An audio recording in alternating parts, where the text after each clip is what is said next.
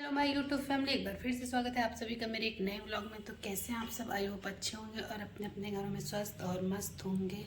आज हो रही है हम लोग के यहाँ बारिश। किसके किसके यहाँ हो रही है कमेंट करके ज़रूर बताइएगा। मेरे यहाँ हो रही बारिश। अभी धूप होगा तो बारिश होके धूप होने से ना गर्मी जैसा लगता है, तो अभी गर्मी जैसा लग रहा है और मेरे बाल के साथ अजीब से चिपटा सही लग रहा है। खैर कोई नहीं। तो बाबू का वैक्सीनेशन जो है वो हो गया और आप लोगों ने देखा होगा कि 3 इंजेक्शन लगा है बाबू को।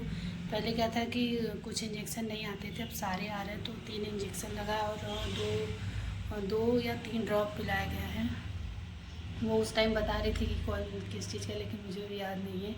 तो बाबू को जब वैक्सीन लगा था तो वो इतना ज़्यादा रो रहा था, इतना ज़्यादा बहुत ज़्यादा परेशान किया। मतलब सभी बच्चे रोते हैं तो बहुत ज़्यादा रो रहा था। तो इसके लिए मैंने वीडियो वगैरह कुछ भी शूट नहीं किया था उसके बाद आने के बाद, क्योंकि उसकी हालत देख के ना घर में सब लोग, मम्मी, मैं, भतीजे, मतलब सब लोग परेशान हो गए थे। इतना रो रहा था क्योंकि पहले वो कभी इतना ज़्यादा, जैसे होता है ना बच्चे इतने कष्ट में रोते हैं, तो बहुत ज़्यादा कष्ट में ऐसा लग रहा था कि उसको कितना कष्ट हो रहा है, कितना तकलीफ़ हो रहा है, वो ऐसे रो रहा था।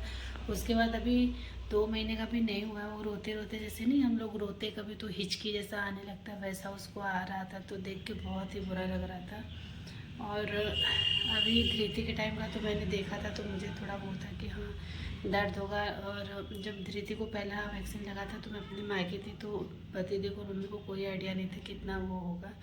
तो बहुत ही ज़्यादा जब इसका देखा उन लोगों ने तो ये लगा कि नहीं, इसको काफ़ी ज़्यादा दर्द हो रहा है। तो अगर आपके बच्चे का पहला वैक्सीनेशन हो रहा है तो आप मतलब आधे घंटे बाद बच्चे को बुखार का दवा दे दीजिए, चाहे बुखार आए चाहे ना आए, दे दीजिए। उससे क्या होता है ना, उन लोग को जो पेन होता है उससे थोड़ा रिलीफ मिलता है। और जैसे जो इंजेक्शन जहाँ लगा है, तो जो रोटा वायरस वाला इंजेक्शन होता है उसको, जैसे पहले तो धृति के टाइम में मैंने कॉटन के कपड़े में बर्फ़ करके सेकाई किया था। और इसमें जैसे हल्का, मतलब बहुत एकदम चिल्ड वाटर नहीं, क्योंकि बच्चे काफ़ी छोटे होते हैं। थोड़ा सा जैसे हल्का ठंडा पानी लेके रुमाल निचोड़ के उसमें उस पर रखे, उससे बच्चे को बहुत ज़्यादा आराम मिलता है। तो बाबू को हमने वैसे 2-3 बार किया था, तो आप भी चाहे तो 2-3 बार कर सकते हैं अगर आपके बच्चे का पहला वैक्सीनेशन हो रहा है तो।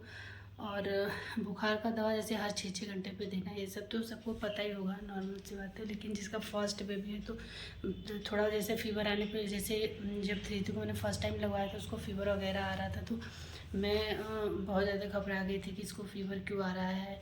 और जैसे कि पैर सूज जाता है किसी किसी का, तो जो गिल्टी जैसा बनता है वो बन जाता है। तो धृति में हो गया था, ये वाले बाबू को नहीं हुआ है। तो इसमें कोई घबराने वाली बात नहीं है, वो सब नॉर्मल होता है। बस आप बुखार आए चाहे ना आए, आप दवा मतलब 6-6 घंटे पे देते रहिए।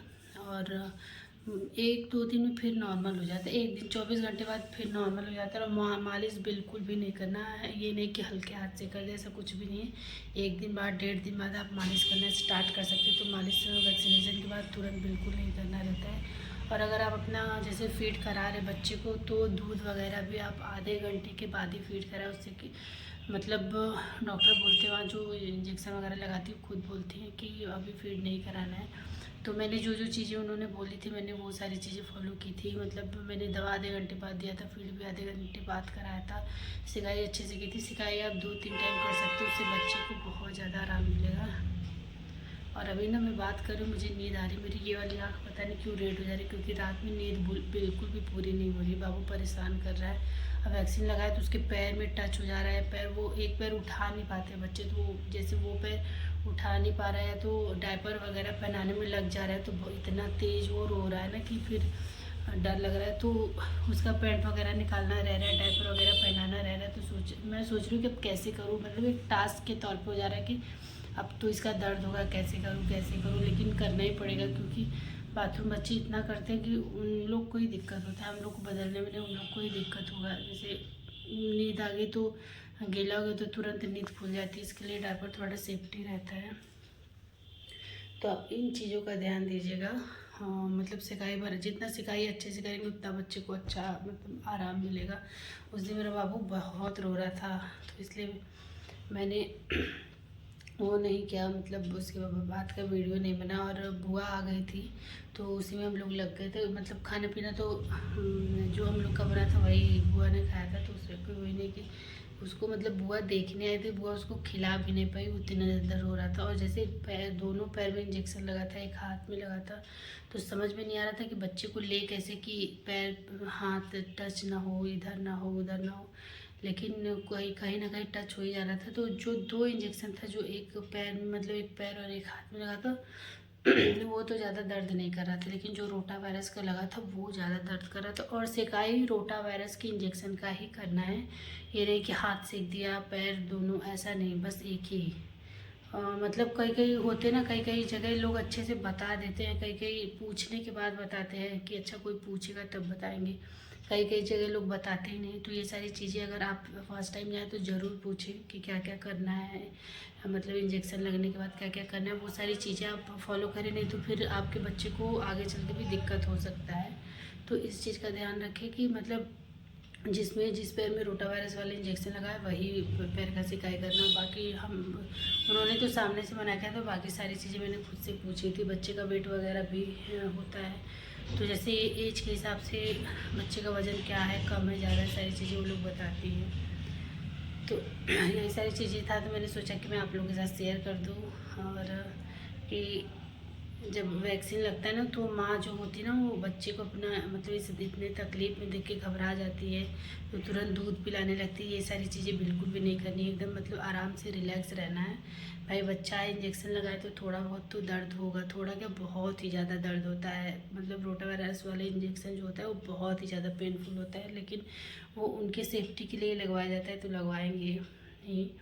मतलब बाबू को इतना ज़्यादा दर्द हो रहा था कि पति बोल रहे कि अगली बार मैं इसको इंजेक्शन नहीं लगवाऊंगा, चाहे कुछ भी हो जाए। मैंने बोला ज़रूरी इसलिए लग रहा है, नहीं तो कौन माँ चाहेगी कि मेरे बच्चे को 3 इंजेक्शन लगे। मुझे लगा एक लग गया तो हो गया। फिर मैंने उनसे पूछा अभी एक और लगेगा, तो मैंने बोला एक और के बाद बोली हाथ ऐसे कर। मैंने बोला अभी हाथ में भी लगेगा। मतलब ये सारी चीज़ें काफ़ी मुश्किल होती हैं।